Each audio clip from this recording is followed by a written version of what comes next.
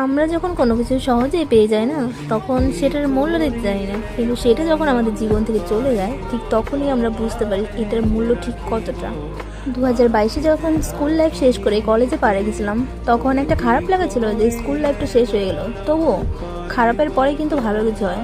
নতুন কলেজ, না জানি স্যার ম্যাম কেমন হবে, কিছুই চিনি না। কলেজে ঢোকার পরে কেমন একটা অচেনা অচেনা লাগতো, কিন্তু canteen, garden, library, reading room এই সব মিলিয়ে না কলেজটা বেশ ভালো ছিল, বেশ পরিচিত হয়ে গেছিল।